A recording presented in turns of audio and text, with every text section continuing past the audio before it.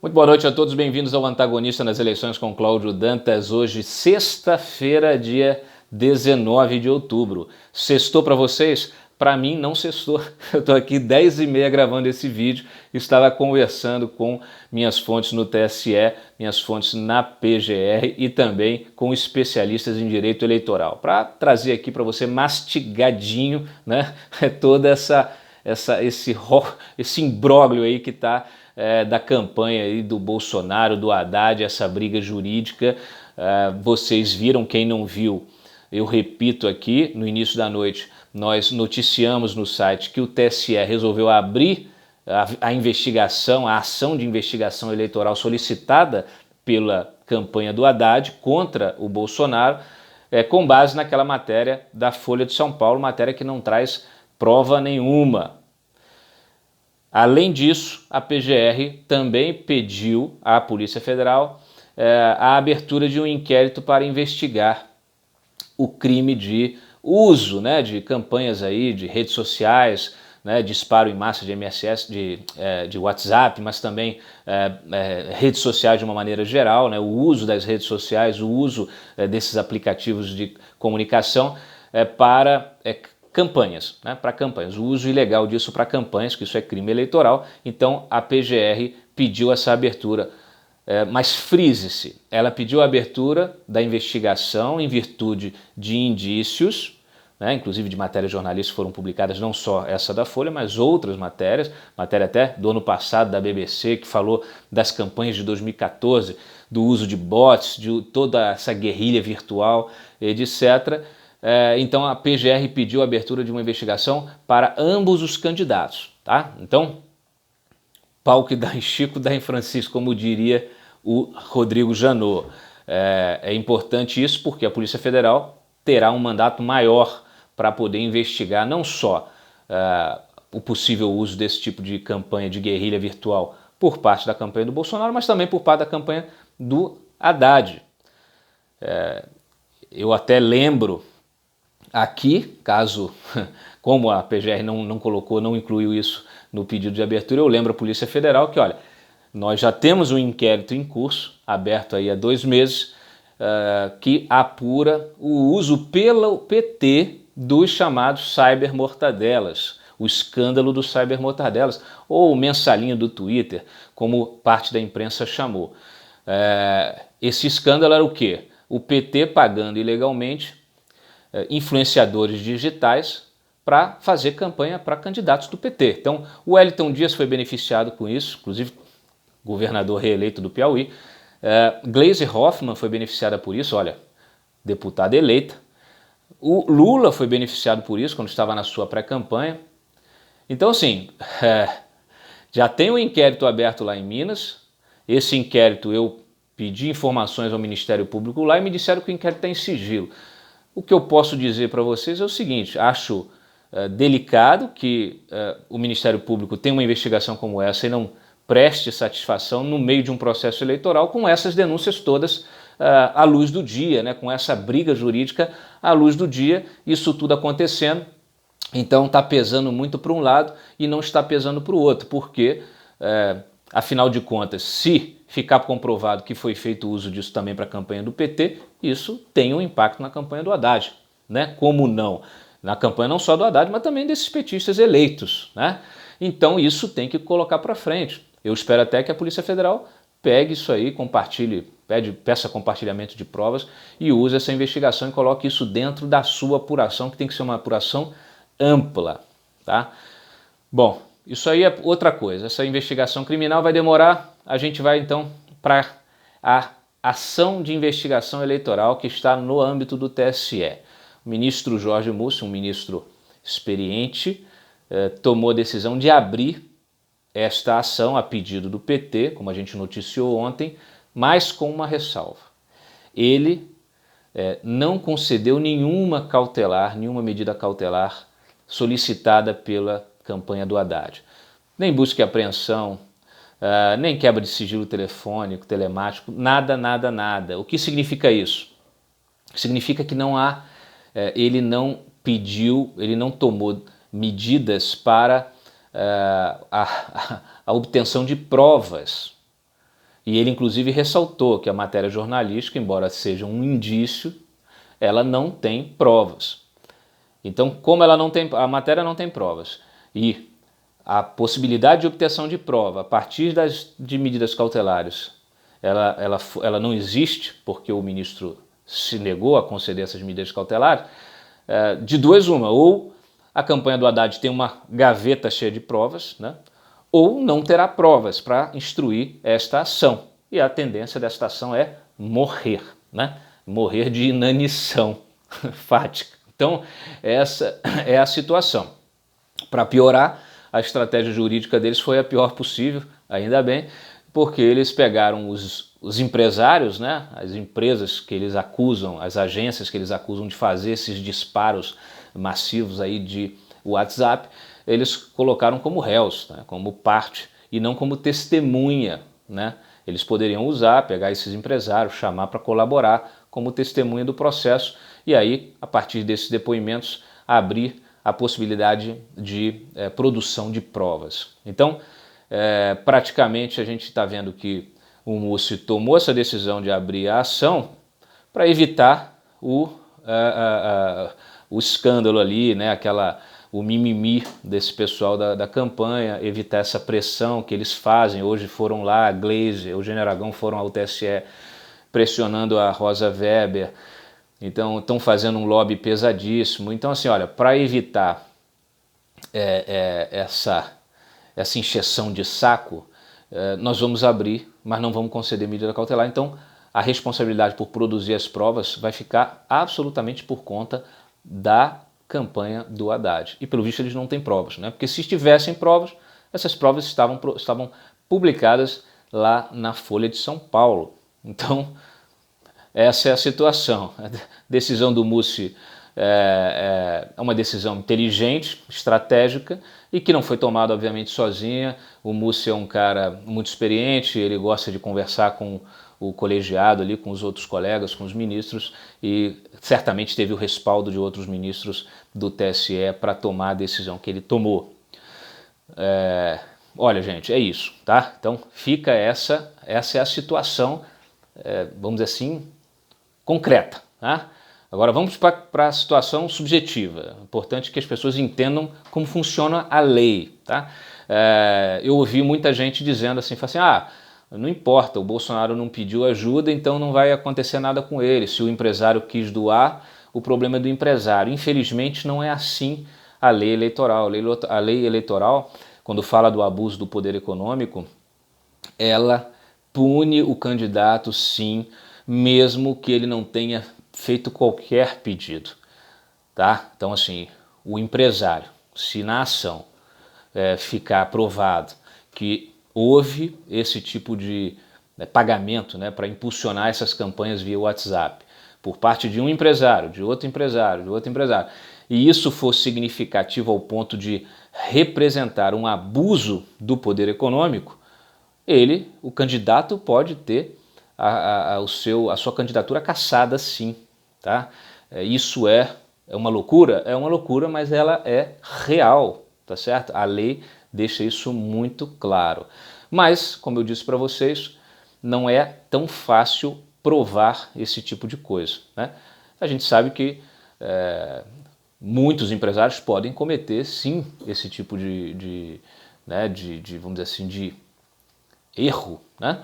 O próprio dono aí da Van, que é acusado diretamente, ele nega, foi ao TSE, negou também lá formalmente, nas redes sociais tem gravado vídeos aí e tal, vamos dizer assim, ironizando a matéria da Folha, inclusive disse que vai processar a Folha de São Paulo. Ele está muito certo em dizer que ele não fez nada disso. A campanha do Bolsonaro também, acabei de falar aí ainda há pouco com o presidente do PSL, o Gustavo Bebiano, que me garantiu também, muito tranquilo, que o Jair Bolsonaro nunca pediu para ninguém fazer isso. E olha, eu sou testemunha, tenho feito a cobertura dos bastidores dessa campanha aí desde o início, e de fato já vi, meses atrás, antes de surgir essa informação aí, até doação física, né, doação de dinheiro, o Bolsonaro tem rejeitado. Ele mandou até devolver dinheiro que foi depositado, ele mandou devolver, Então, eles estão muito tranquilos. O Bebiano disse que vai aguardar a citação para apresentar a defesa. Vão entrar no TSE com um pedido de retratação e um pedido de direito de resposta na Folha de São Paulo. Então, segue aí as estratégias jurídicas de cada um. Até o presente momento, as partes envolvidas, acusadas, negam absolutamente qualquer tipo de ilícito nesse sentido, o uso de WhatsApp, campanha de WhatsApp, seja para fazer fake news, seja para o que for. E por parte aí da campanha do Haddad, a acusação ela carece de elementos probatórios, carece de provas, não tem nada que sustente essa acusação. O WhatsApp hoje se manifestou e disse que fez uma declaração, que ela foi inclusive manipulada, né, por muitos veículos de comunicação, mas ele fez uma declaração protocolar, dizendo que inclusive eles têm uma tecnologia, né, de ponta que permite a identificação de anomalias no uso do aplicativo e que, quando essas anomalias são identificadas, rapidamente são banidas, essas contas, esses números são banidos. Então já citou ali que desde o início da campanha, mais de 700 mil números, grupos, né, perfis aí foram banidos do WhatsApp em função desta prática do aplicativo, não é em função de denúncia da Folha de São Paulo. Eles já fizeram isso, não fizeram nada hoje em função disso, tá certo? E eles deram como exemplo, olha, considerando essa denúncia de vocês, considerando que a denúncia é verdadeira, o que acontece justamente é isso, essas empresas que fazem isso, a gente, normalmente, quando a gente identifica isso, a gente desabilita, impede, bloqueia, toma as decisões, toma, vamos dizer assim, as medidas necessárias para isso. E aí disse, inclusive, que não ia tomar medidas de restrição da formação de grupos de WhatsApp, nem do envio de mensagens, como aconteceu na eleição na Índia, e o PT queria isso, os esquerdistas queriam isso, né? Aquela turma que foi para o Twitter, essa turma de fact-checking, é um absurdo o que eles estão fazendo, é censura na veia, tá? Essa gente agora se atribuiu um distintivo de censor. Censor. É jornalista querendo censurar jornalista. Isso aí é um absurdo total, querendo censurar a liberdade de expressão, melhor dizendo, querendo censurar as pessoas. O mercado se autorregula, tá? Vamos falar aí de mercado? Não tem que ficar metendo bedelho nisso, agora tem que dizer quantas mensagens e quantos grupos você, cidadão, pode participar no seu aplicativo de mensagem. Então, olha, é uma estupidez, é de uma estupidez, essa gente tem que botar a mão na consciência. Eu conheço essa gente, conheço vários dessas pessoas aí. Alguns não conheço, outros eu conheço. Estão fazendo caca, estão fazendo besteira. Ponham a mão na consciência, olhem para trás o que vocês vão deixar na sua trajetória. Isso aí é estupidez, tá? É criminoso, não pode ter censura, tá certo? Então é isso aí. E voltando, eu falei isso ontem, mas vou aqui, voltando para essa questão do WhatsApp, então o que o WhatsApp faz é, automaticamente, em função até das regras dele, olha, identificou aí uma anomalia, elimina. Identificou anomalia, elimina. Tá certo, é isso aí. Tem que ser assim, mas tem que ser de forma democrática. Até porque é o seguinte, se o WhatsApp começar aí com um discurso, igual estavam falando aí, não, a gente está identificando pelo conteúdo. Uma coisa é você identificar pelo volume, né? Você está identificando o volume de conteúdo, de mensagens que estão sendo, que está ali transitando, né? E aí identificar essas anomalias justamente em função disso, do volume de informação, do volume de disparos. Outra coisa é você falar de conteúdo. Se o WhatsApp começar a falar de conteúdo, vai eliminar conteúdo de ódio, de não sei o que, significa que o WhatsApp está tendo acesso ao conteúdo. E aí isso é uma quebra, né, de confiança, porque existe ali a informação, né, regra do WhatsApp, inclusive que os chats são criptografados. Ninguém tem acesso, até a Polícia Federal já pediu, às vezes, um outro juiz mais doidinho quer quebrar sigilo de WhatsApp, e o WhatsApp sempre diz que não pode.